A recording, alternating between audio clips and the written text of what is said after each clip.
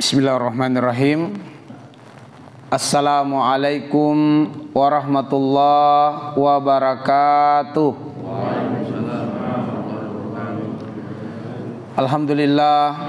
Alhamdulillahirabbil alamin.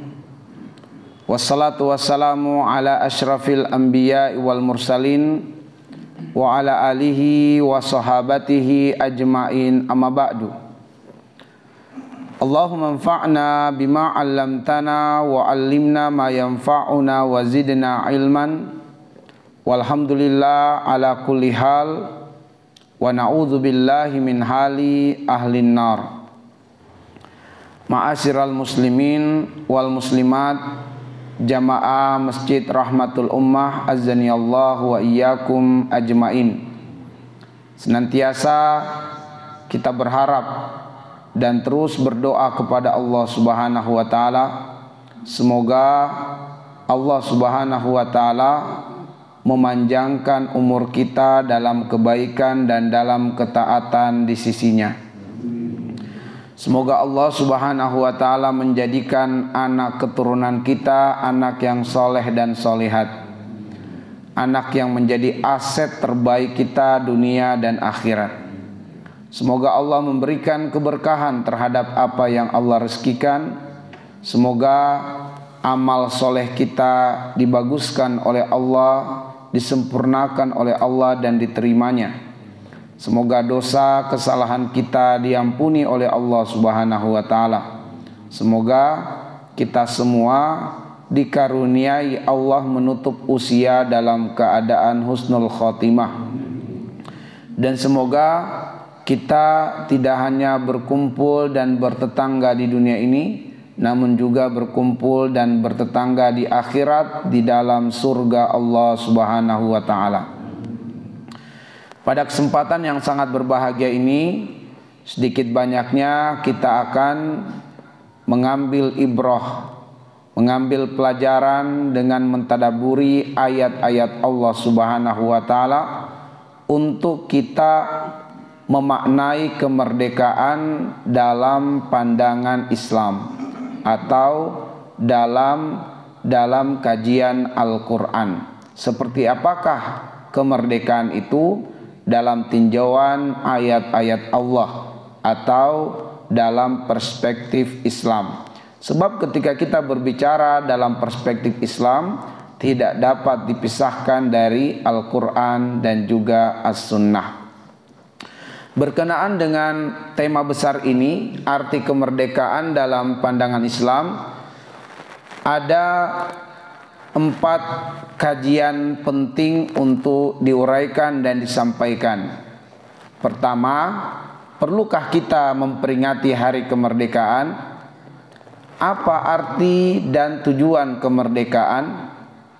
Apa inti atau hakikat kemerdekaan? Kemudian bagaimana cara kita sebagai muslim, sebagai muslimah mempertahankan kemerdekaan?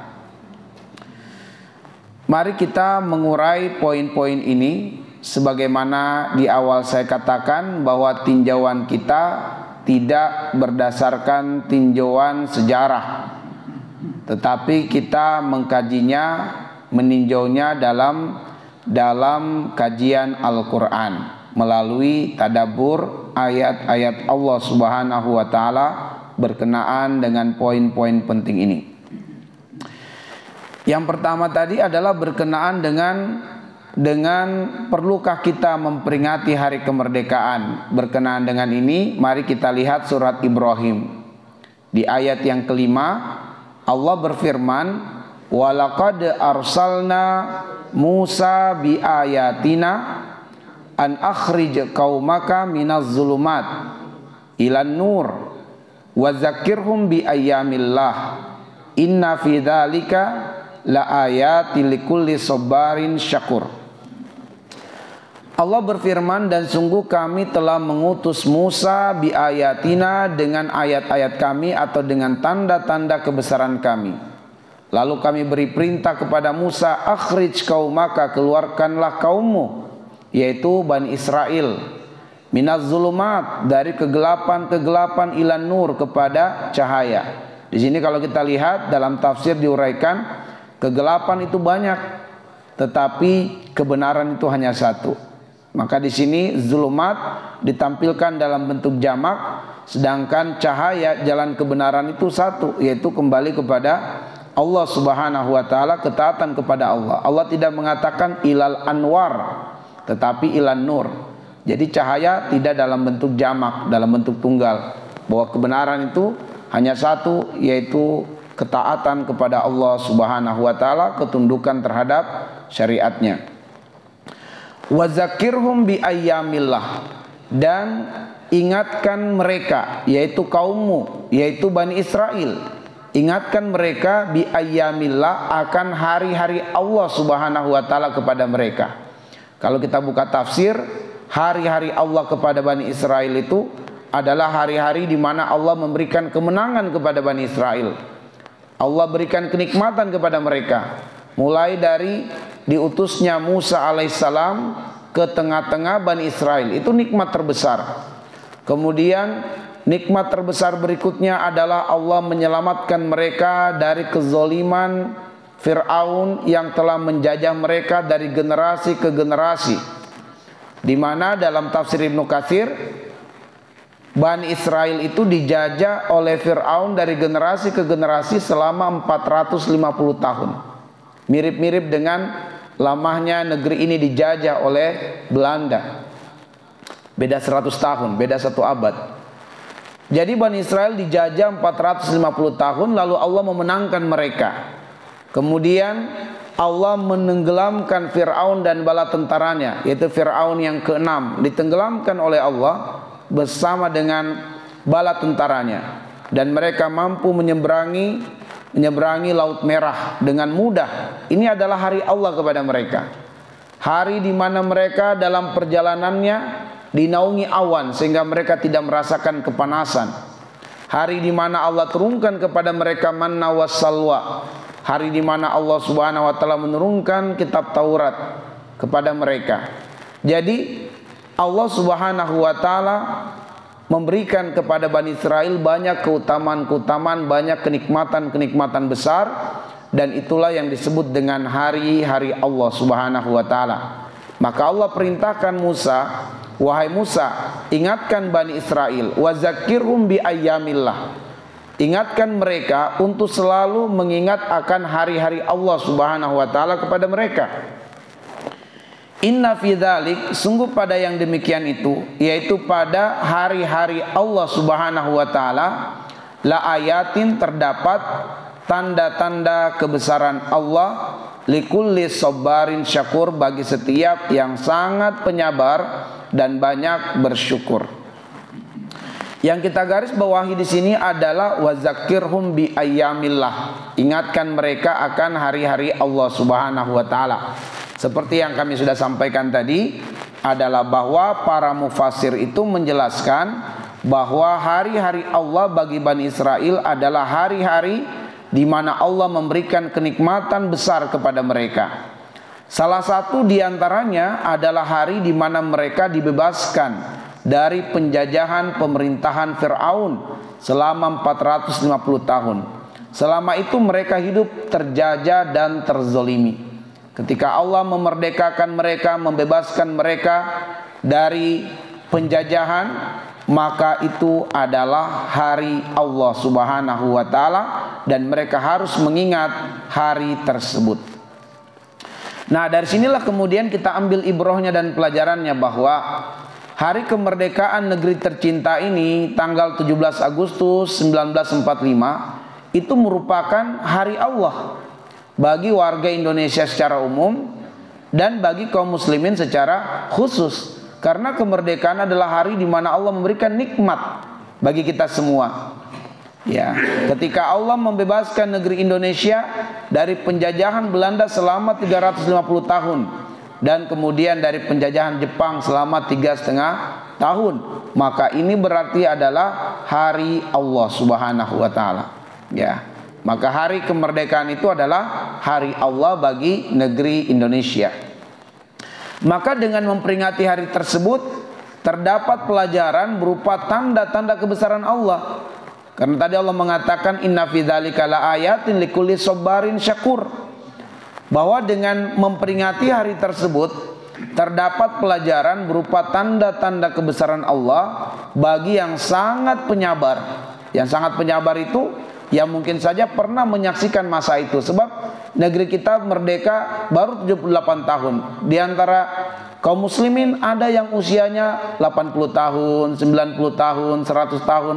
Artinya mungkin dia kalau tidak ikut di dalam perjuangan, mungkin mereka menjadi saksi melihat orang tuanya dizolimi, kakek buyutnya mungkin ditindas. Ya, mereka hidup di zaman penjajahan. Ya, sehingga mereka itu bersabar ketika menjalani kehidupan itu dan akan menjadi sangat bersyukur ketika Allah mengaruniakan kemerdekaan. Dan juga makna banyak bersyukur di sini adalah warga yang hidup di era kemerdekaan seperti kita, yang hanya mendengarkan kisah warga kita, negeri kita pernah dijajah dan kita tidak merasakan langsung. Kita hidup di era kemerdekaan, maka ini adalah hal yang harus kita syukuri, ya, hal yang harus kita syukuri. Cuman kalau bukan kita sebagai orang yang melihat langsung, kesan syukurnya itu agak kurang. Ya, agak kurang. Ketika ada keluarga kita yang sakit, kita bisa berbelasungkawa, tapi kita tidak merasakan langsung bagaimana sakit yang dideritanya. Beda dengan dia ketika sakit yang parah lalu sembuh, itu kesannya luar biasa. Kita ikut bergembira, dia telah sembuh dari sakit, ya, setelah kemudian bertahun-tahun dia menderita sakit, kita ikut bergembira, tapi tentu kegembiraan dia lebih besar daripada kegembiraan kita.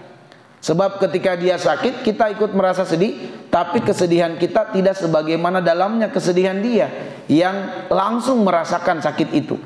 Maka di sini kemudian orang yang pernah menjadi saksi melihat langsung peristiwa itu, maka tentu kesan mereka di hari kemerdekaan akan berbeda dengan kesan mereka-mereka yang hidup di era kemerdekaan, yang tidak melihat langsung penjajahan itu terjadi.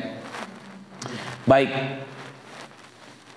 Nah, berarti pelajaran pertama sudah kita urai tentang apakah kita boleh atau perlukah kita memperingati hari kemerdekaan. Terjawab, iya, perlu. Kenapa? Di dalamnya ada tanda-tanda kebesaran Allah, likulli sabarin syakur, bagi orang-orang yang sangat penyabar dan orang-orang yang banyak bersyukur.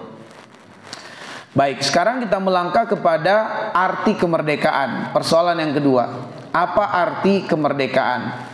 Arti kemerdekaan ini dapat kita temukan pada ayat yang pertama surat Al-Fat dan juga ayat pertama surat An-Nasr. Di surat Al-Fat Allah mengatakan inna fatahna laka fathan mubina. Sesungguhnya kami fatahna, memenangkan, laka engkau, fathan mubina, dengan kemenangan yang nyata. Kemenangan yang sebenar-benarnya kemenangan, bukan kemenangan abal-abal atau bukan kemenangan yang bersifat istidraj. Berdasarkan ayat di atas, kemerdekaan itu adalah kemenangan yang datang dari Allah Subhanahu wa taala. Inna fatahna, kami memenangkan, laka engkau. Siapa engkau di sini? Muhammad sallallahu alaihi wasallam dan pengikutnya, yaitu kaum muslimin. Di surat An-Nasr ayat 1 Allah mengatakan idza jaa nasrullahi wal fath, jika datang pertolongan Allah dan juga kemenangan. Maka kemerdekaan di surat An-Nasr artinya adalah pertolongan Allah. Kalau kita lihat inna fatahna lalu kemudian nasrullahi, itu menjelaskan bahwa kemerdekaan harus disandarkan kepada Allah, bukan kepada selainnya. Sebab saat ini ada sebagian warga yang menyandarkan kemerdekaan pada satu tokoh, pada satu sosok, sehingga dikultuskan saat ini. Bahkan sudah ada yang menjadikan mazhab dia berislam itu adalah mazhab Soekarno, ya, dengan terang-terangan mengatakan mazhab saya adalah mazhab Soekarno misalnya. Tapi ada di antara warga yang memang mengkultuskan salah satu tokoh dengan menyandarkan kemenangan itu karena dia. Kemenangan itu karena dia. Tanpa dia tidak ada kemerdekaan di negeri ini. Sehingga kemudian Majelis Ulama Indonesia itu mengkritik karena akan ada dari ide-ide warga untuk membangun patung raksasa, ya, patung tokoh yang saya maksud tadi. Ya, dan dikhawatirkan ini bisa menjadi berhala atau menjadi sesuatu yang disembah nantinya kalau kemudian sejarah terputus atau sejarah tidak dijelaskan kepada warga. Nanti ada yang mempertuhankan. Nah, karena itulah kemudian ayat yang mulia ini menjelaskan kepada kita kemerdekaan itu harus disandarkan kepada Allah, bukan kepada selainnya. Karena kemerdekaan itu adalah bagian dari rezeki, dan rezeki harus disandarkan kepada Allah. Kalau kita lihat di surat Al-Mulk di ayat yang ke-15, huwallazi ja'ala lakumul arda zalula famshu fi manakibiha wa kulu min rizqi wa ilaihin nusyur. Itu di surat Al-Mulk ayat yang ke-15. Allah mengatakan bahwa Dia sudah menjadikan bumi ini mudah. Mudah untuk kalian beraktivitas, mudah untuk kalian berkarya, bekerja, berusaha, berjuang di atasnya. Famshu fi manakibiha, maka bergeraklah kalian, beraktivitaslah, berkaryalah, berjuanglah, berusahalah di punggung-punggung bumi ini. Nah, lalu Allah mengatakan wa kulu min rizkihi, makanlah dari rezekinya. Hi kembali kepada huwa, domir di sini kembali kepada huwa, kembali kepada Allah. Jadi para mufassir mengatakan wa kulu min rizkihi, dan makanlah rezeki Allah. Rezeki tidak disandarkan pada usaha. Rezeki tidak disandarkan pada ikhtiar. Allah tidak mengatakan wa kulu min rizki amalika. Allah tidak mengatakan dan makanlah rezeki usaha kalian. Tidak. Tapi Allah mengatakan wa kulu min rizkihi. Rezeki harus disandarkan kepada Allah. Kita wajib ikhtiar, wajib usaha, tapi tidak boleh menyandarkan rezeki pada ikhtiar. Tidak boleh kita mempertuhankan ikhtiar kita. Salah satu ungkapan mempertuhankan ikhtiar itu misalnya, kenapa ya saya sudah bolak-balik ke rumah sakit, sudah minum obat A, obat C, kok saya belum sembuh. Nah, ini keliru nih. Karena menggantungkan kesembuhan pada ikhtiar. Kalau Allah meridhoi ikhtiar, Allah bisa menjadikan ikhtiar itu sebab kesembuhan. Tapi ada kalanya Allah tidak meridhoi ikhtiar itu, sehingga tidak menjadi sebab kesembuhan. Cuman bedanya nanti adalah bahwa ketika Allah meridhoi ikhtiar seorang muslim sehingga dia mendapatkan apa yang dia hajatkan melalui ikhtiar, itu namanya rahmat. Tapi kalau Allah tidak meridhoi ikhtiar seorang muslim sehingga dia tidak mendapatkan apa yang dia ikhtiarkan, itu namanya hikmah. Ya, perbuatan Allah itu terhadap hambanya cuma dua ini aja. Innallaha kana aliman hakima. Kalau bukan rahmat kepada hambanya pasti hikmah.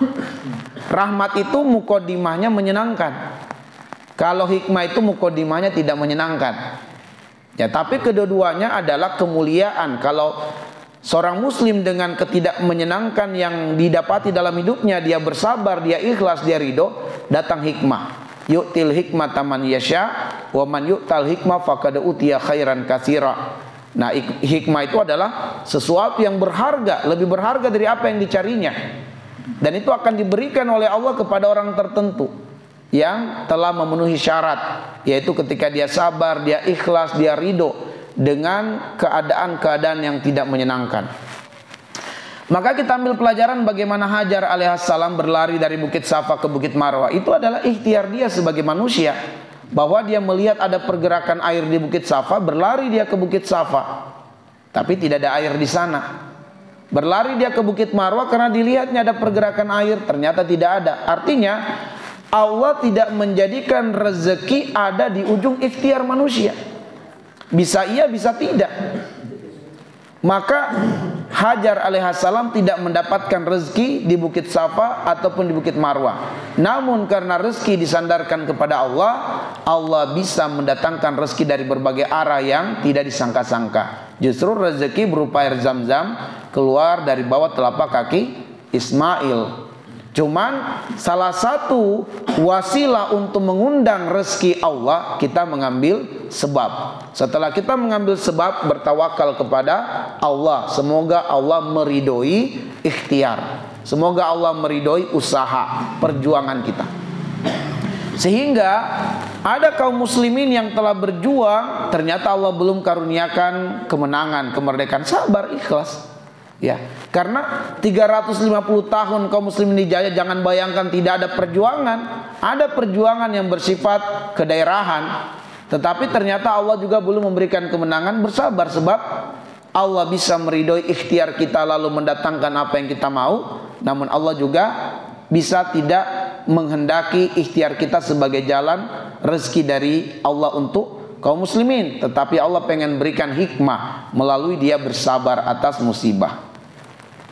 Nah, dengan memahami ini, maka yang kita kaji lagi adalah kalimat atau penggalan ayat fathan mubina, kemenangan yang nyata. Karena kemenangan itu ada yang sifatnya rahmat Allah, ada yang sifatnya istidraj.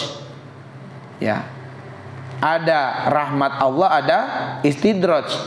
Jadi kemenangan itu adalah kenikmatan, sesuatu yang kita senang, sesuatu yang kita inginkan. Ya, tentu kemenangan dalam konteks kemerdekaan adalah harapan dan keinginan warga negara Indonesia. Tapi sekali lagi bahwa kemenangan itu ada yang terkategori rahmat Allah, ada juga yang tidak terkategori rahmat Allah Subhanahu wa taala. Kalau tidak terkategori rahmat Allah disebut istidraj.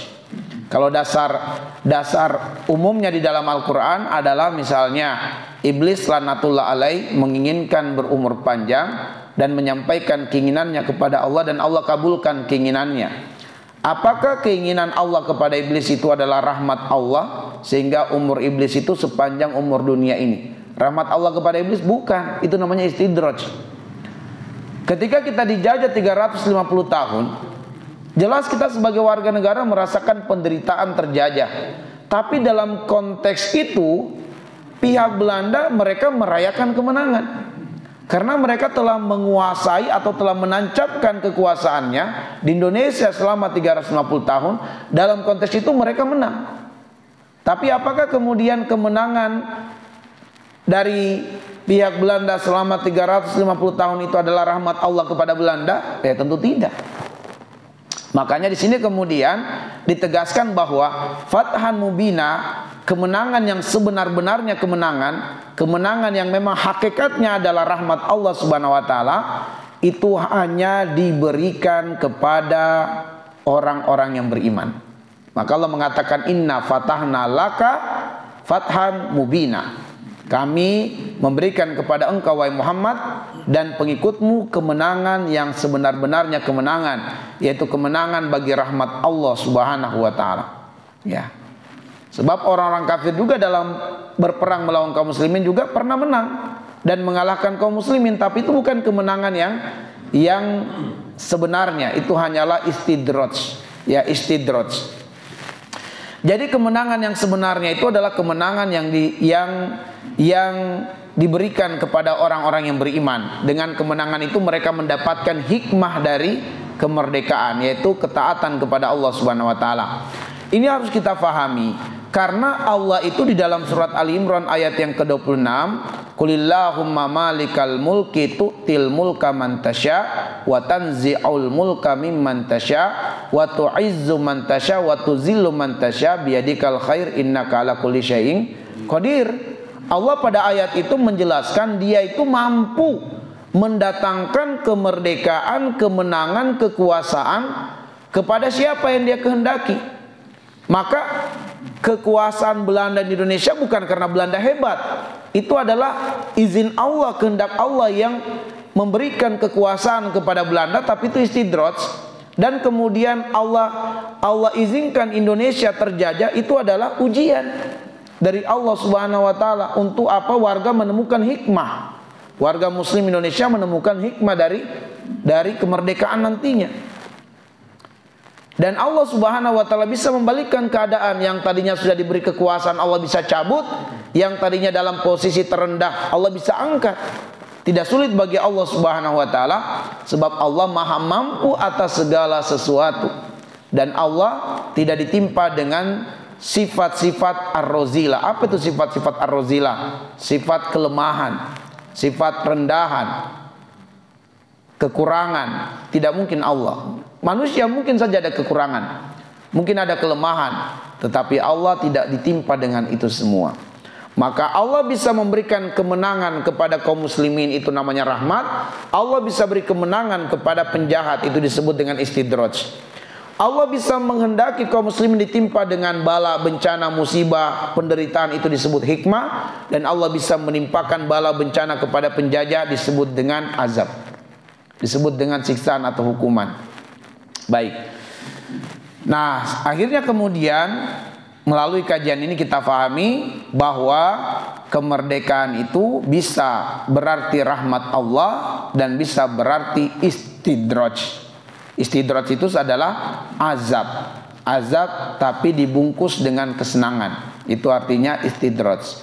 Azab tapi dibungkus dengan kesenangan. Seseorang diberikan kesenangan tapi tidak bertambah taat kepada Allah. Itu dasarnya di surah Al-An'am. Surat Al-An'am ayat yang ke-44 kita lihat. Surat Al-An'am di ayat yang ke-44. Nah, ini diantara makna istidraj. Allah bilang, "Falamma nasu ma dzukiru bihi fatahna 'alaihim abwaaba kulli syai' hatta idza farihu bima utu akhaznahum baghtatan fa idza hum mublisun." Nah, ini diantara makna istidraj. Falamma nasu ma dzukiru bihi, tatkala mereka lupa dengan peringatan Allah, ya, mereka lupa akan peringatan Allah Subhanahu wa taala. Mereka tidak taat kepada Allah, mereka hidup untuk memperturutkan hawa nafsu. Justru Allah membukakan bagi mereka pintu-pintu kemenangan, pintu-pintu kesuksesan. Fatahna alaihim abwaaba kulli syai'. Semakin mereka durhaka, semakin mereka ingkar kepada Allah, semakin sukses dalam kehidupan dunia. Nah, hati-hati kalau seseorang itu ekonominya semakin maju tapi tidak semakin taat kepada Allah, dikhawatirkan itu azab, tapi dalam bentuk kesenangan. Ya. Semakin dia lupa Allah, semakin sukses karirnya, semakin melejit karirnya, kedudukannya, posisinya. Hatta idza farihu bima utu, sampai tatkala dia merasa telah pada posisi puncak kenikmatan, akhaznahum baghtatan fa idza hum mublisun. Datanglah kematian atau bala secara tiba-tiba. Datanglah bencana kepadanya secara tiba-tiba dan tidak punya peluang lagi berubah dan bertobat. Nah, itulah azab. Datang musibah, bala, tidak ada lagi peluangnya untuk bertobat, yang menyebabkan kematian, sehingga dia menderita dengan bala itu dan lebih menderita lagi setelah kematian di akhirat nanti. Baik. Nah, itu artinya istidraj, ya, kesenangan tapi sebenarnya adalah azab di baliknya. Baik. Nah, kemerdekaan yang bermakna rahmat itu, ya, kemerdekaan yang bermakna rahmat itu karena ada hikmah di balik kemerdekaan. Nah, hikmah di balik kemerdekaan ini terdapat di surat Al-Fat ayat 2 sampai dengan ayat yang keempat, di mana hikmah ini hanya bisa didapati oleh orang yang beriman. Makanya kemenangan bagi orang yang beriman rahmat Allah, karena dia bisa mendapatkan hikmah yang Allah sebutkan di ayat kedua sampai ayat yang keempat. Adapun bagi orang-orang kafir, kemenangan bagi mereka itu bukan rahmat. Kenapa? Karena mereka tidak mampu mendulang hikmah dari kemerdekaan atau kemenangan itu. Lalu apa hikmah kemerdekaan? Yang pertama, liyaghfira lakallahu ma taqaddama min dzambika wa ma ta'akhkhar. Bahwa melalui kemerdekaan itu Allah menginginkan untuk menggugurkan dosa. Mulai dari kita merasakan kepayahan, kesulitan, penderitaan hidup terjajah, dan kita berjuang untuk mendapatkan kemerdekaan, itu semua adalah jalan-jalan yang Allah bukakan untuk menggugurkan dosa, ya. Jalan jihad, jalan kesabaran, jalan keikhlasan, jalan untuk meraih kemerdekaan itu semua jalan-jalan pengguguran dosa. Sebab apabila seorang muslim ditimpa dengan masyaqqah, kesulitan, masyaqqah itu menjadi pengguguran dosa baginya.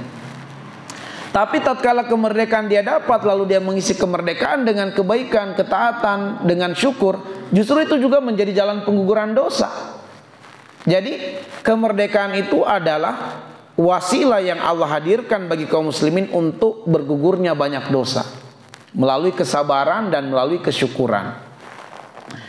Yang kedua, wa yutimma ni'matahu 'alaika, bahwa kemerdekaan itu dimaksudkan oleh Allah untuk menyempurnakan nikmat Allah kepada kaum muslimin, yaitu apa? Nikmat Islam. Sebab dalam kondisi terjajah sulit untuk mengamalkan ajaran Islam secara baik, secara benar, ya. Sulit untuk beribadah, diteror sana sini. Ambillah pelajaran bagaimana keadaan kaum muslimin di Uighur. Ya, setelah kemudian ada bocoran berita tentang nasib saudara muslim kita di Uighur, maka kita dapatkan pemberitaan atau berita atau media yang menceritakan keadaan mereka hidup terisolasi oleh pemerintah komunis. Itu Masya Allah, sulit mereka mengamalkan Islam. Wanita-wanitanya, wanita muslimah itu tidak boleh mengenakan jilbab, harus melepaskan jilbab. Dan mereka harus melayani kepuasan, memberikan kepuasan seksual kepada para tentara-tentara komunis.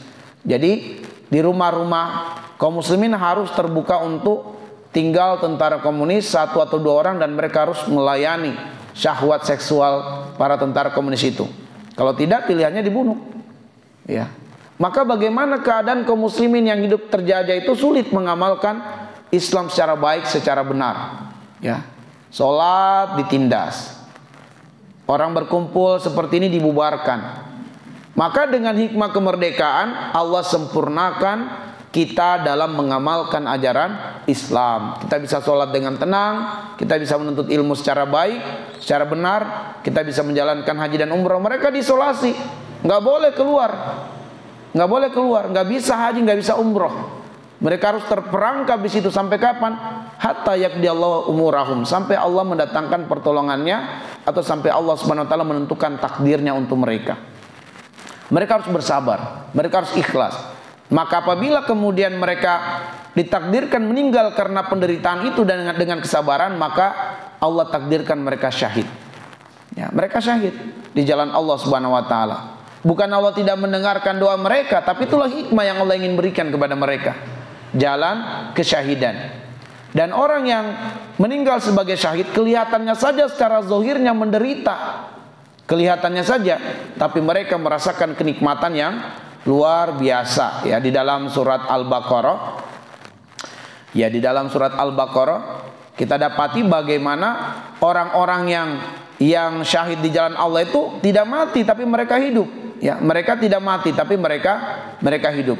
Allah Subhanahu wa taala berfirman, wala taqulu lima yuqtalu fi sabilillah amwat bal ahyaun walakin la tash'urun. Kita tidak mengetahui orang yang hidup, tidak menyadari, kita hanya melihat mereka menghembuskan nafas terakhir dalam keadaan dijajah, dizolimi, ditindas, ditembak, ya, digantung. Tapi mereka berbahagia setelah itu, karena mereka langsung diperlihatkan Allah kenikmatan sebagai buah kesabaran mereka. Dalam surat Yasin lebih jelas lagi bagaimana Sohibun Najjar itu yang kemudian berlari dari penjuru kota untuk memperingatkan kaumnya agar mengikuti dakwah para nabi. Tapi apa yang terjadi? Kaumnya menginjak-injak dia sampai keluar usus dari anusnya. Itu kalau kita tadaburi surat Yasin tentang kisah Sohibun Najjar yang kemudian mendatangi penduduk kota untuk menyampaikan ikutilah dakwah para nabi. Mereka tidak meminta upah dalam dakwanya, tapi masyarakat justru marah, lalu dia dikeroyok, dipukul, diinjak sampai ususnya keluar melalui anus. Tapi ternyata setelah itu langsung Allah gambarkan kehidupannya. Begitu ruhnya lepas, dia merasakan kenikmatan luar biasa dari Allah sehingga dia mengatakan, aduhai, alangkah indahnya andaikan kaumku mengetahui bahwa aku berbahagia dengan apa yang beliau lakukan. Andaikan aku diizinkan Allah kembali, aku akan melakukan lagi. Kenapa? Kenikmatan yang dia rasakan. Secara zahirnya ia menderita, tapi tahu juga manusia pasti mati, cepat atau lambat. Nah, itu jalan pintas yang Allah berikan kepada mereka sehingga mereka menjemput kesyahidan dan mereka merasakan kenikmatan langsung dari Allah Subhanahu wa taala. Wa yahdiyaka siratan mustaqima, bahwa dengan kemerdekaan itu Allah memudahkan kita menempuh jalan yang lurus, yaitu jalan ilmu, jalan Allah Subhanahu wa taala. Kita bisa belajar secara aman di tempat kita, di masjid, di surau ya, di jalan-jalan juga, di trotoar. Kita bisa buat kajian-kajian Islam. Kita bisa belajar ke Madinah, ke Mekah, ke Sudan, ke Mesir. Semuanya mudah, tidak ada gangguan lagi. Kenapa? Hikmah kemerdekaan. Wa yansurukallahu nasran aziza, bahwa hikmah kemerdekaan itu adalah untuk meyakinkan kita bahwa pertolongan Allah dekat kepada kaum muslimin. Allah mengijabah doa mereka, Allah mendengarkan harapan mereka, dan Allah tidak pernah meninggalkan mereka. Wallazi anzalas sakinata fi qulubil mu'minin, kemerdekaan itu adalah untuk menurunkan ketenangan di hati orang-orang yang beriman kepada Allah. Liyazdadu imanan ma'a imanihim, dan hikmah kemerdekaan adalah untuk meningkatkan keimanan pada diri kaum muslimin melebihi keimanan yang sudah ada. Nah, itu adalah hikmah kemerdekaan di dalam surat Al-Fat ayat 2 sampai ayat yang keempat. Dari sinilah kemudian kita bisa mengungkap apa tujuan kemerdekaan. Ya, apa tujuan kemerdekaan? Dari keenam hikmah tadi, maka tujuan kemerdekaan itu, ya kemerdekaan yang benar-benar rahmat dari Allah Subhanahu wa taala itu adalah ada 3. Yang pertama, ikhrajul ibad min ibadatil ibad ila ibadati rabbil ibad. Mengeluarkan atau membebaskan manusia dari penyembahan kepada sesama makhluk menuju penyembahan hanya kepada Allah. Jadi siapa yang masih menyembah makhluk, menyembah berhala, menyembah patung, menyembah pepohonan, menyembah gunung, menyembah laut, ya maka dia belum merdeka. Walaupun negerinya sudah merdeka, tapi dia belum merdeka. Kenapa? Karena masih bergantung kepada selain Allah. Dia belum merasakan nikmatnya hasbunallah, ni'mal wakil, ni'mal maula, wa ni'man nasir. Sejatinya dia belum merdeka. Walaupun hidup di era merdeka, tapi dia belum merdeka dalam perspektif Islam. Sebab jiwanya masih terpenjara, masih tergantung kepada selain Allah Subhanahu wa taala. Yang kedua, ini saya salah ketik nih. Ikhrajul ibad min, ya langsung di sini. Ikhrajul ibad min dikid dunya ila saatil akhirah. Ya, saatil akhirah ini salah. Ikhrajul ibad min dikid dunya ila saatil akhirah. Bahwa kemerdekaan itu adalah mengeluarkan manusia dari sempitnya kehidupan dunia menuju pada luasnya akhirat. Dunia ini sempit. Kenikmatan dunia adalah kenikmatan yang ujungnya pasti tidak nikmat. Silakan kita menghayal kenikmatan dunia apa saja. Begitu kita temukan satu kenikmatan dunia yang kalau kita punya kita akan bahagia, ternyata setelahnya ada ketidaknikmatan. Silakan kita hayalkan, kayaknya ini kalau saya punya kendaraan yang terlangka, termewah di komplek ini saya bahagia. Silakan saja. Begitu Allah mudahkan kita mendapatkan kendaraan itu, satu-satunya diproduksi di dunia, tapi ternyata setelah itu ada ketidaknikmatan, pajaknya, ya, kemudian perawatannya, tergores sedikit saja bisa tidak tidur sebulan dan seterusnya. Ada ketidaknikmatan. Kita hayalkan makanan paling terenak, begitu makanan itu ada di depan kita, setelah kita makan ada ketidaknikmatan. Butuh kamar mandi, butuh sikat gigi, buang air kecil, buang air besar.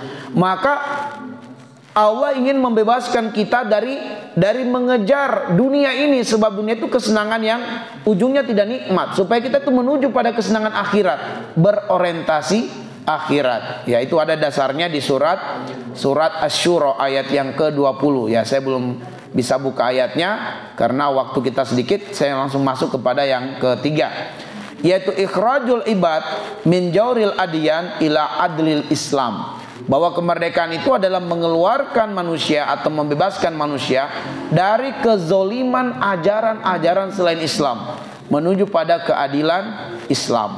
Jadi salah satu wilayah di negara India, ada keyakinan masyarakatnya, yaitu pengikut ajaran Hindu yang ekstrim, adalah bahwa suami istri itu apabila suaminya lebih dahulu mati, si istri harus ikut dibakar jenazahnya bersama suaminya. Itu keyakinan masyarakat, dan di YouTube ada tuh yang berhasil memvideokan seorang wanita yang kemudian ditinggal oleh suaminya atau suaminya meninggal, maka dia melakukan pemberontakan, tapi sulit dia lakukan sebab dia dipegang oleh laki-laki yang kekar, ya, kemudian disiramin bensin. Dia berontak, dia ingin, tolong selamatkan saya, jangan saya ikut dibakar bersama suami saya, bersama jenazah suaminya. Tapi dia tak berdaya. warga yang lain hanya bisa menonton. Sebab itu keyakinan masyarakat. Ya, inilah kezoliman ajaran-ajaran selain Islam. Baik. Kemudian kita melangkah kepada pelajaran tentang hakikat kemerdekaan. Ya, hakikat kemerdekaan ini pelajaran yang ketiga. Apa hakikat kemerdekaan? Nah, hakikat kemerdekaan itu adalah di ayat yang ke-1 dan ayat yang kedua dari surat An-Nasr. Tetapi intinya adalah di ayat yang kedua. Hakikat kemerdekaan itu adalah wa ra'aitan nasa yadkhuluna fi dinillahi afwaj. Inilah hakikat kemerdekaan. Jadi kemerdekaan itu bukan hanya kemudian diperingati dengan jalan-jalan dipenuhi dengan simbol-simbol kemerdekaan, ya simbol-simbol bendera merah putih. Tidak salah, tidak salah. Itu bagian daripada hal mensyukuri atau bergembira. Tetapi kita sebagai muslim tidak cukup sebatas itu. Ya, kemudian gapura-gapura dibangun sedemikian indah, sedemikian cantik untuk memperingati kemerdekaan, tidak salah. Ya. Dimeriahkan dengan lomba-lomba juga tidak salah. Tetapi kita harus pahami bahwa hakikat kemerdekaan itu, mensyukurinya, memperingatinya adalah dengan kita kembali ke jalan Allah Subhanahu wa ta'ala. Bayangan saya, gambaran mensyukuri nikmat kemerdekaan itu harusnya seperti keadaan kaum muslimin di awal-awal bulan Ramadan. Itu kelihatan banget, terasa banget perbedaan hari-hari biasa dengan hari-hari di awal Ramadan. Orang-orang yang tidak pernah kelihatan di masjid itu kelihatan di masjid. Harusnya ini gambaran kemerdekaan. Ya. Orang yang tidak bisa baca Quran menjadi bisa baca Quran. Kalau kita punya data luar biasa untuk kemudian kita melakukan nanti evaluasi apakah komplek kita ini benar-benar merdeka atau tidak dalam arti perspektif Islam. Kita data misalnya ada berapa banyak warga di sekitar masjid ini yang tidak sholat tapi dia muslim. Nah, itu harus terjadi penurunan nantinya di tahun depan. Dari sekian warga yang tidak sholat, ya tidak sholat sama sekali, nggak sholat, itu terjadi penurunan. Nah, berarti alhamdulillah kita memperingati kemerdekaan. Dari yang tidak bisa baca Quran menjadi bisa baca Quran. Itu ada berapa persen yang tidak bisa baca Quran di komplek kita. Akhirnya datanya terjadi penurunan angkanya. Itu baru dikatakan merdeka. Tapi ini coba lihat, 65% muslim Indonesia tidak bisa baca Quran. Ya, 65% harusnya nanti parameter kita memperingati kemerdekaan atau mensyukuri kemerdekaan di tahun depan, angka ini harus turun. Jangan naik. Harus turun menjadi 30%, 20%, kalau perlu sampai sudah tidak ada. Ini adalah 65% ini adalah usia di atas usia balik. Ya, di atas usia balik yang sudah mukallaf tapi kok tidak bisa baca Quran. Artinya kalau tidak bisa baca Quran, biasanya juga jauh dari sholat. Jauh dari sholat. Hidayatullah merilis jumlah LGBT lebih dari 1 juta. Di Depok ditemukan 20 pemuda melakukan pesta seks sesama jenis. Ya, 20 orang. Harusnya data ini terjadi penurunan. Ya, untuk supaya parameter kemerdekaan kita, para penyuka sesama jenis itu menjadi turun jumlahnya, datanya. Ya, alhamdulillah, ya beberapa pekan kemarin akan dilakukan pertemuan LGBT se-Asia Tenggara di Jakarta. Dengan izin Allah, melalui wasilah perjuangan kaum muslimin berhasil ditolak. Ya, berhasil ditolak. Nah, ini yang kita harus jadikan ukuran, ya. Kita jadikan ukuran. Nah, ini jumlah penduduk muslim Indonesia saat ini diperkirakan hanya 70% dari sekitar 250 juta jiwa jumlah penduduk. Dulunya waktu saya SD masih ketemu angka 85% jumlah kaum muslim Indonesia. Nah, saat ini sudah 70%. Dan kalau kita lihat 5 tahun terakhir ini, dari data sensus penduduk tidak lagi ditunjukkan agama gitu. Tidak lagi, supaya kita tidak heboh tuh dengan berita. Padahal sebenarnya ketika diantara relasi kami orang yang bekerja di sensus penduduk, dia mengatakan sekarang kita tidak merilis lagi jumlah penduduk kaum muslimin. Kenapa? Karena ada penurunan yang signifikan dan itu dikhawatirkan akan menghebohkan. Ya, coba kalau ada yang punya buku data sensus penduduk 5 tahun terakhir ini, ya kan setiap 5 tahun itu sudah nggak disebut tuh jumlah kaum muslimin, karena kalau punya dibandingkan dengan terjadi penurunan yang luar biasa. Artinya banyak kasus pemurtadan. Ya, kita nggak tahu kenapa kita tinggal di sini. Tapi di daerah-daerah pelosok di mana mereka diuji dengan kemiskinan, kemelaratan, mereka tidak kuat dengan itu.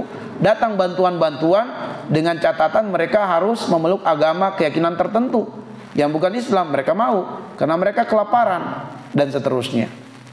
Baik, kita lanjutkan. Nah, selanjutnya adalah yang terakhir ini, bagaimana cara kita mempertahankan kemerdekaan, ya? Bagaimana cara kita mempertahankan kemerdekaan? Tadi kita merujuk pada surat Al-Imran ayat ke-26. Allah bisa memberikan kemerdekaan dan bisa mencabut. Artinya kemerdekaan yang sudah diraih oleh negeri ini jangan kita menganggap akan langgeng. Bisa saja Allah cabut kembali nikmat kemerdekaan ini. Tidak menutup kemungkinan. Ada pihak-pihak tertentu yang pengen menjual negeri ini ke pihak asing misalnya. Itu tidak kemungkinan. Kalau mereka orang-orang ini berkuasa, bisa saja ya dia kemudian menjual negeri ini kepada para penjajah, lalu kemudian kita kembali terjajah. Tentu dengan model penjajahan sedikit berbeda dengan penjajahan masa lalu, tapi ekonomi kita mulai dijajah, ya, sistem kita dijajah dan seterusnya. Nah, akhirnya kemudian kita harus mengambil peran dalam upaya mempertahankan kemerdekaan. Nah, salah satu penyebab dapat tercabutnya nikmat kemerdekaan itu adalah kufurnya manusia terhadap nikmat kemerdekaan. Ini bisa kita rujuk di surat An-Nahl ayat 112. Allah memberikan perumpamaan, wa daraballahu masalan qaryatan kanat aminatan mutmainnatan yatiha rizquha ragadan min kulli makan fakafarat bi an'umillah fazaqahallahu libasal ju' wal khawf bima kanu yasnaun. Bahwa Allah Subhanahu wa taala tadinya memberikan kemakmuran dan kesejahteraan pada suatu negeri. Rezekinya datang dari berbagai arah. Tapi ternyata masyarakat itu kufur. Mereka ingkar kepada Allah Subhanahu wa taala, mereka tidak taat. Apa yang terjadi? Allah Subhanahu wa taala mencabut nikmat kemakmuran dan kesejahteraan itu. Kemakmuran dan kesejahteraan adalah simbol kemerdekaan. Bahwa Allah bisa mencabut itu, dan karena masyarakat kufur kepada Allah, fa'azaqahallahu libasal ju' wal khawf bima kanu yasnaun. Allah timpakan kepada penduduk negeri itu pakaian kelaparan dan pakaian ketakutan. Pakaian kelaparan dan ketakutan itu adalah simbol penjajahan. Ya, karena orang-orang yang terjajah itu ditimpa dengan kemelaratan dan ketakutan. Bima kanu yasnaun disebabkan perbuatan mereka. Apa perbuatan mereka itu? Adalah fakafarat bi an'umillah, mereka kufur terhadap nikmat Allah. Maka yang mampu melanggengkan kemerdekaan ini adalah syukur kita kepada Allah Subhanahu wa taala, dan yang mampu mencabut nikmat kemerdekaan ini adalah kufur kita kepada Allah Subhanahu wa taala. Andaikan masih memungkinkan waktu, saya ingin menyampaikan hadis Nabi tentang 5 perbuatan jika dilakukan warga Allah akan turunkan bala bencana di kampung, atau Allah akan cabut nikmat kemerdekaan. Tapi karena keterbatasan waktu kita tangguhkan dan langsung kita sebutkan tentang cara mempertahankan kemerdekaan, ya. Masih pada surat An-Nasr di ayat yang terakhir, ayat yang ketiga. Nah, cara mempertahankan kemerdekaan yang bisa kita lakukan saat ini, ya, bisa kita lakukan, artinya dengan kita melakukannya maka kita mengambil peran, mengundang kekuatan Allah yang maha gaib untuk menjaga negeri ini, ya, untuk menjaga negeri ini agar Allah langgengkan kemerdekaan. Yaitu apa yang bisa kita lakukan? Allah katakan, fasabbih bihamdi rabbika wastaghfirhu innahu kana tawwaba. Maka bertasbihlah dengan memuji Tuhanmu dan mohonlah ampun kepadanya, sesungguhnya Dia adalah Maha penerima taubat. Yang pertama adalah mensucikan dan memuji nama Allah. Ya, mensucikan dan memuji nama Allah ini, kalau kita urai sedikit, maka mensucikan Allah dalam 4 hal dan memuji Allah dalam 4 hal. Mensucikan Allah dalam 4 hal itu, yang pertama, kita sucikan Allah secara zat. Yang kedua, sucikan Allah dalam nama dan sifatnya. Yang ketiga, sucikan Allah dalam kemampuannya. Dan yang keempat, sucikan Allah dalam perbuatannya. Begitu kita mensucikan Allah ke dalam 4 hal ini, maka kita memujinya, yaitu mengagungkannya, memuliakannya, meninggikannya dalam 4 hal. Memuliakan dan meninggikan Allah secara zat, bahwa secara zat lam yalid walam yulad, bahwa Allah tidak beranak dan tidak diperanakan. Artinya tidak ada yang awal sebelum Allah dan tidak ada yang akhir setelah Allah Subhanahu wa taala. Dan memuliakan atau meninggikan zat Allah, yaitu dengan meninggalkan segala sembahan-sembahan selain Allah. Sebab Allah secara zat ma'bud, berhak diibadahi. Begitu kita menyerahkan penyembahan kepada pohon, kepada batu, berarti kita telah merendahkan zat Allah, menyamakan zat Allah yang maha tinggi kepada zat yang rendah. Kita samakan. Kenapa? Haknya Allah itu diibadahi. Makanya lafaz Allah itu al-ma'lu, lafaz yang menunjukkan zat yang maha tinggi dan maha mulia. Begitu kita menyerahkan penyembahan kepada selain Allah, sama halnya kita merendahkan zatnya Allah subhanahu wa ta'ala. Puji Allah ya dengan meninggikan zatnya. Puji Allah dengan meninggikan dan memuliakan nama dan sifatnya. Bahwa Allah terbebas dari sifat ar-razilah, sifat rendahan. Manusia mungkin pengecut, Allah tidak pengecut. Manusia bakhil, Allah enggak bakhil. Manusia ingkar janji, Allah enggak ingkar janji. Kita tinggikan Allah dalam kemampuan Allah, dan kita tinggikan Allah dalam perbuatan Allah. Maka tadi kita sebutkan perbuatan Allah itu adalah hikmah dan rahmat. Jadi jangan lagi ya Allah, kenapa saya ditimpa dengan musibah seperti ini? Ya Allah, kenapa engkau tidak sayang sama saya? Nah, ini adalah orang-orang yang berburuk sangka dengan perbuatan Allah subhanahu wa ta'ala. Wajar kalau keluar dari mulut orang yang tidak mengenal Allah, yang tidak beriman. Tapi sangat tidak wajar keluar dari mulut orang yang sudah mengenal Islam dari kecil, belajar Islam dari SD, dari SMP, kemudian tapi masih ada keluhan kepada Allah, tidak ridho dengan takdir Allah. Ini berarti dia belum meninggikan dan memuliakan perbuatan Allah pada dirinya. Nah, cara yang kedua yang bisa kita lakukan untuk mempertahankan kemerdekaan adalah tadi implementasinya mensucikan dan memuji Allah adalah dengan iman dan takwa. Ini implementasinya. Ya, bentuk-bentuk perbuatan iman dan takwa sangat banyak sekali. Dan iman dan takwa ini tidak mengganggu apapun profesi kita. Maka Nabi mengatakan ittaqillaha haitsu ma kunta. Apapun profesimu tidak akan menghalangimu untuk beriman dan bertakwa kepada Allah. Sebagai pejabat kita bisa menjadi pejabat yang beriman dan bertakwa. Sebagai pimpinan perusahaan kita bisa menjadi pimpinan perusahaan yang beriman dan bertakwa. Sebagai warga negara Indonesia kita bisa beriman dan bertakwa. Tapi kalau kemudian warga Indonesia beriman dan bertakwa, Allah menjanjikan di sini, "Lau anna ahlal qura amanu wattaqau la fatahna 'alaihim barakatim minas sama'i wal ard." Ada keberkahan berupa langgengnya kemerdekaan. Yang kedua, memperbanyak istighfar. Jangan anggap remeh ini kekuatan istighfar. Kekuatan istighfar bisa menolak datangnya bencana. Dan penjajahan itu adalah bentuk musibah, bentuk bencana. Maka apabila kita istighfar, Allah bisa langgengkan negeri ini, ditahannya bencana bala. Ini dasarnya bisa lihat di surat Al-Anfal ayat 33. Allah mengatakan, "Wa makana Allahu liyu'adzibahum wa anta fihim. Wa makana Allahu mu'adzibahum wa hum yastaghfirun." Surat Al-Anfal ayat 33, bahwa kata para mufasir ada dua cara untuk menolak datangnya bala bencana. Dua cara ini, cara yang pertama adalah hidupnya Nabi SAW di tengah-tengah penduduk kaum. Maka Allah tidak akan turunkan bala bencana di suatu negeri yang ada Nabi di tengah-tengah kaum. Wa makana Allahu liyu'adzibahum wa anta fihim. Selagi engkau wahai Muhammad ada di tengah-tengah kaum, Allah enggak akan turunkan bala bencana di kaum itu. Tapi kata para ulama, cara ini sudah tidak bisa kita andalkan, sebab Nabi sudah wafat. Jangan bermimpi Nabi akan hidup kembali, lalu kemudian hidup di tengah-tengah kita. Nabi Muhammad SAW sudah enggak ada, sudah wafat beliau. Maka cara ini enggak bisa kita andalkan untuk menolak bala bencana musibah. Cara yang bisa kita andalkan cara kedua. Wa makana Allahu mu'adzibahum wa hum yastaghfirun. Allah tidak akan menurunkan bala bencana di suatu negeri selagi penduduk kaum beristighfar kepada Allah. Maka ini bisa kita lakukan. Kita bisa beristighfar dan menularkan istighfar ini kepada keluarga kita, kepada tetangga kita, dan kepada kaum muslimin. Kalau warga Indonesia beramai-ramai beristighfar kepada Allah 100 kali saja setiap hari, 100 kali aja setiap hari. Setiap hari 100 kali.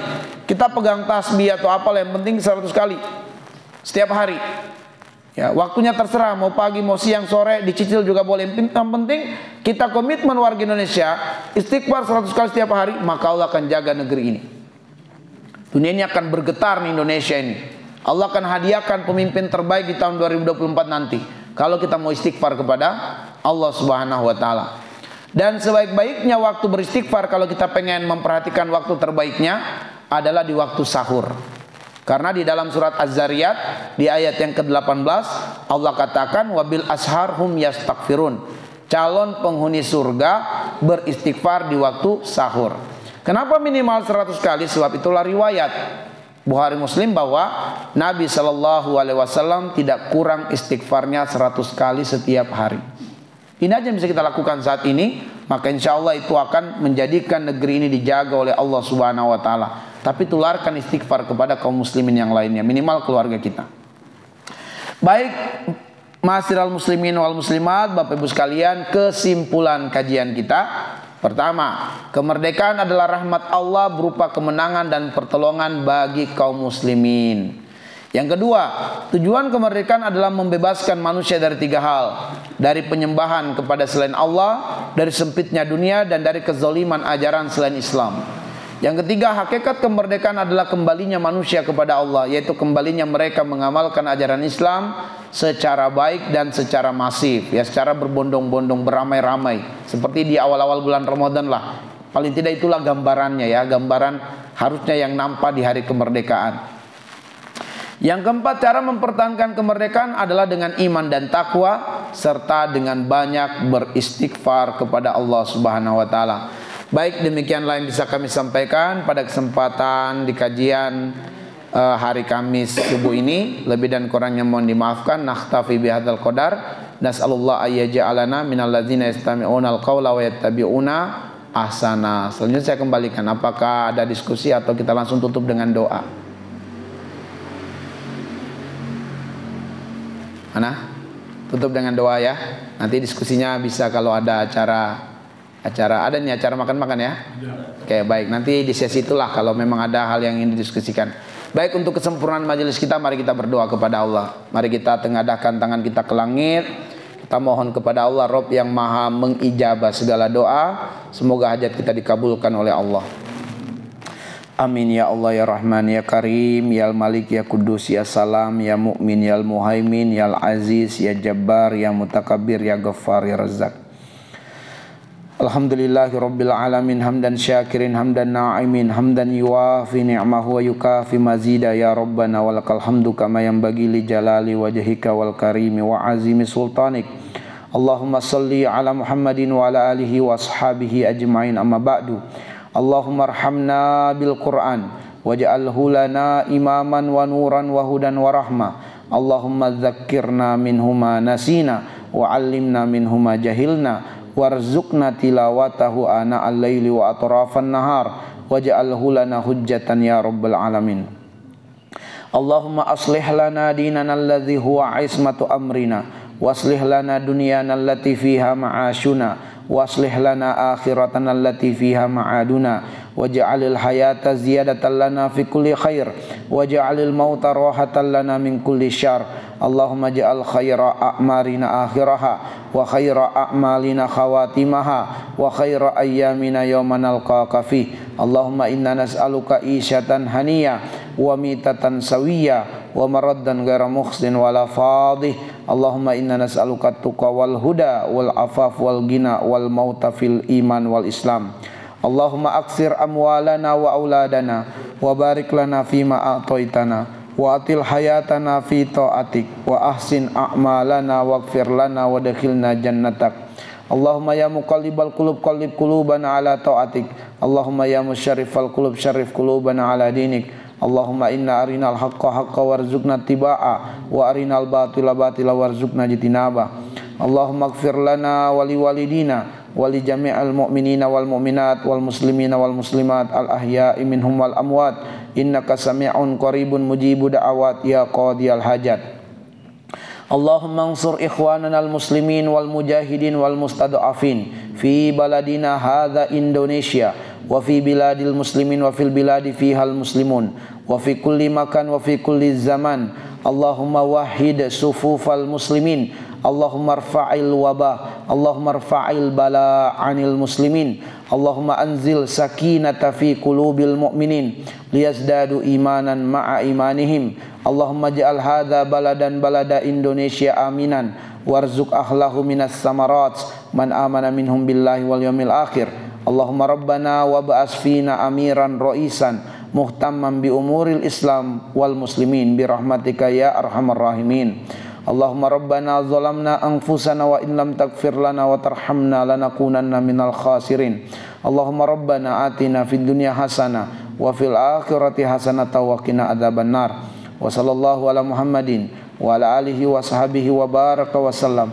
Subhana rabbika rabbil izzati amma yasifun wa salamun alal mursalin walhamdulillahi rabbil alamin. Subhanakallahumma bihamdika asyhadu an la ilaha illa anta astaghfiruka wa atubu ilaik. Assalamualaikum warahmatullahi wabarakatuh.